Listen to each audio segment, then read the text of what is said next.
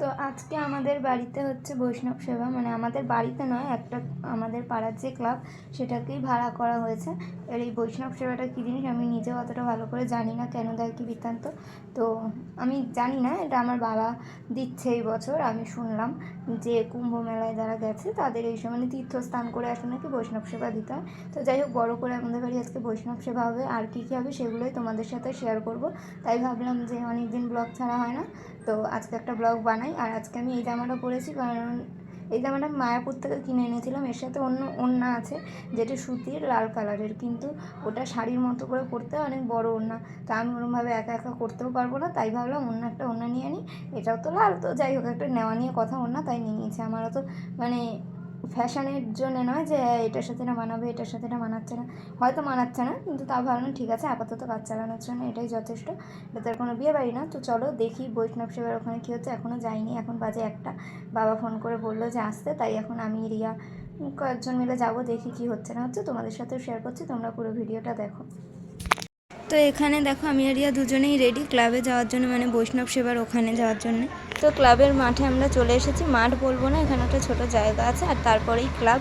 আর ক্লাবের উপরে ভাড়া দেওয়া হয় শ্রাদ্ধ, বিয়ে, যে কোনো অনুষ্ঠানের জন্য। তো চলো উপরে গিয়ে দেখা যাক কী কী হচ্ছে। আর সত্যি বলতে আমি নিজেও জানি না এই বৈষ্ণব সেবা মানে কী, বা এটা কী কারণে দেওয়া হয়, কী বৃত্তান্ত। তো হচ্ছে তো কী কী হয় চলো দেখা যাক। তো এখানে আমরা উপরে চলে এসেছি। এইখানে জুতো খুলে আমাদেরকে ভিতরে ঢুকতে হবে। ঢুকতেই দেখলাম একজন দুজন দাদা রয়েছে, এখানে কাজ করছে আর খেলছে। তো চলো ছাদের উপর গিয়ে দেখা যাক কী হচ্ছে। আর প্রচণ্ড রোদ্দুর ছিল, যেই কারণে আরও গরম লাগছিলো, একেতে গরমকাল। আর এখানে আমাকে জামা ধরে ধরে উঠতে হচ্ছিলো, নাহলে তো আমি সিঁড়ি দিয়েই পড়ে যেতাম, কারণ সিঁড়িটা প্রচণ্ড খাড়া। আর তার মধ্যে আমি এরকম জামা পরে গেছি। এই জামাটা আমার খুব ভালো লাগে, কিন্তু ভালো লাগে না এই যে জামা ধরে ধরে হাঁটাচলা করতে হয়, এই জিনিসটা। তো যাই হোক চলো এখানে কী কী হচ্ছে দেখি। এখানে মাইক লাগানো হচ্ছে, মানে বৈষ্ণব সেবার জন্য যে শুধু তা নয়, আমাদের পাড়ায় শনিবার শীতলা পুজো, সেই জন্য।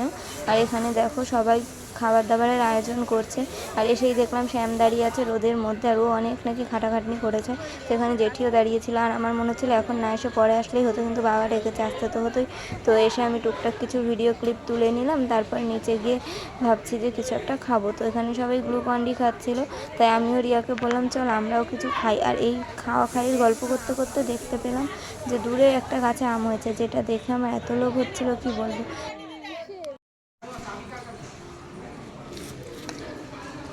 রিয়া কিপ্টে আমাদেরকে ফুটি খাওয়াচ্ছে, দেখুন কিপ্টের কাছ থেকে খাওয়ার মজাই আলাদা।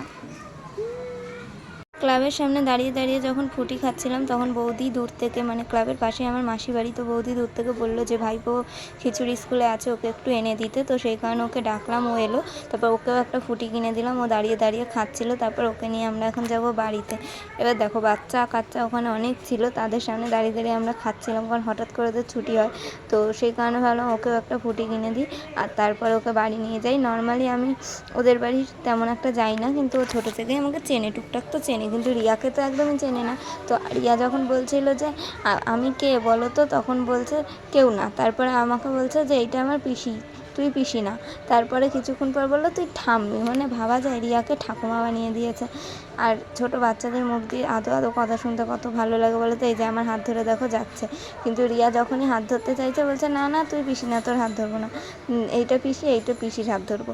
এবারে লাস্ট অব্দি রিয়াকে ঠাম্মি বলে এত হাসি পাচ্ছে। তোমার নাম কি? এই যে দুষ্টু ছেলে, তোমার নামটা কি বলো? ওই যে একটা পিসি এসছে না, নাম বলো তোমার।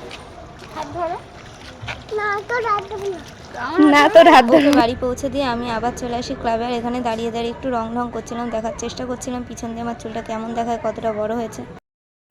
এখানে হচ্ছে রাতে খাওয়া দাওয়ার আয়োজন, আর সেই রান্না বান্না। এখানে সব কিছু নিরামিষ রান্নারই মেনু, কারণ এটা বৈষ্ণব সেবা, এখন তো আমিষ হয় না। দেখতে পাচ্ছ আমাদের বৈষ্ণব সেবায় ডোরেমন এসেছে উঠতে উঠতে, তাও উল্টো হয়ে। আর এখানে রিয়া সুন্দরী দাঁড়িয়ে আছে, দেখেছিস বৈষ্ণব সেবায় ডোরেমন এসেছে?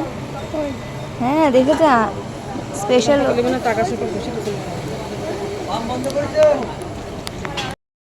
পর তোর জুতো কোনটা দেখুন, স্পেশাল ছাপি জুতো।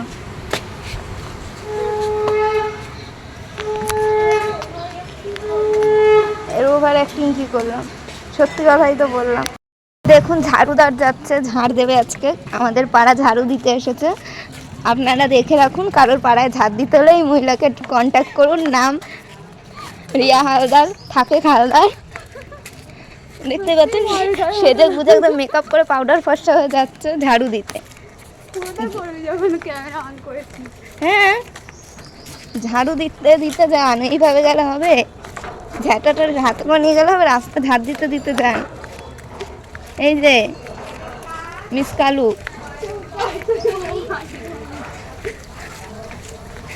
আরে কোনো কাজ ছোট না, আপনি এরকমভাবে নিজের কাজকে নিজে অসম্মান করছেন। ঝাড়ু দেওয়া সব থেকে পরিষ্কার কাজ, জানেন না? কাক আমাদের ঝাড়ুদার পাখি, আপনি কাকের বংশধর। তোমার ফোন তোর হাতে দিলাম না? না না, নাটক করি ভাই। এই যে ঝাড়ুদার, আমাকে ভাই বলছেন কেন? ঝাড়ু দিতে দিতে চলুন। কি হলো? এই জন্য টাকা দিয়েছি আপনাকে? টাকা কিন্তু 1 টাকাও দেবো না, অ্যাডভান্সের টাকাও নিয়ে নেবো ঝাড়ুদার। যাই হোক, আমরা বাড়িতে ঝ্যাঁটা আর খবরের কাগজ আনতে গেছিলাম, লাগবে তাই। তো আসার পর জেঠি আমাদেরকে বললো যে এখানে একটুখানি খা, কারণ এটা প্রসাদ। তো যাই হোক, এখানে বাবা আমাকে আর রিয়াকে দুগাল দুগাল খাইয়ে দিয়েছে। বহু বছর পর বাবার হাতে খেয়ে খুব ভালো লাগলো। রিয়াকে খাইয়ে দিয়েছে, সেটা তো তুলতে পেরেছি। আমাকে খাইয়ে দিচ্ছে, সেটা তো আর আমি একা একা তুলতে পারবো না, সবসময় সব কিছু তোলা যায় না।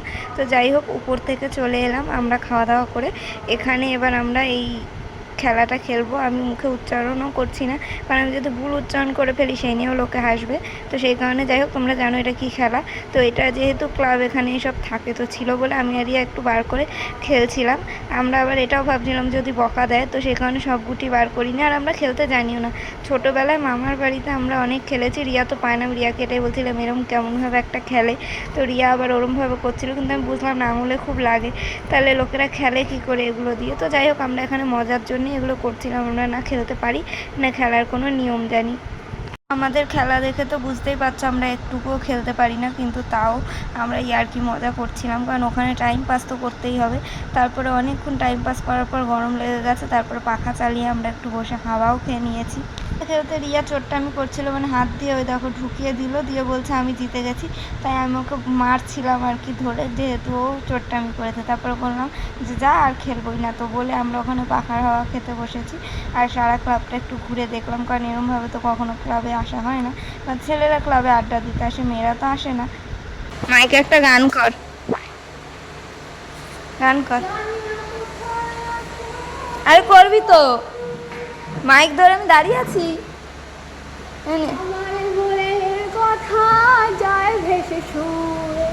কি গান হলো এটা?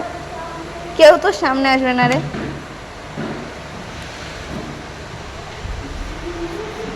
ও, আমি দুটোকেই এতক্ষণ লক্ষ্মী ঠাকুর ভাবছিলাম।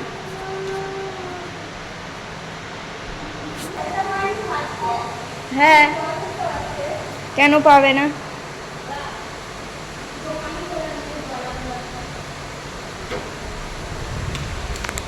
তো এখানে আমাদের গরম লেগে গেছিলো, বসে বসে একটু হাওয়া খেয়ে নিলাম, তারপর আমরা চলে যাব বাড়িতে। আর বাড়ি গিয়ে একটু রেস্ট নিয়ে আবার যখন সন্ধ্যেবেলা বা বিকালের দিকে আসবো, তখন কী কী হচ্ছে বৈষ্ণব সেবার এখানে তোমাদেরকে দেখাবো। তো যাই হোক, এটা ফার্স্ট পার্ট। এই পার্টটা তোমাদের কেমন লাগলো, আর বৈষ্ণব সেবা মানে কি তোমরা জেনে থাকলে কমেন্টে জানিও। সবাই ভালো থেকো, সুস্থ থেকো, টাটা।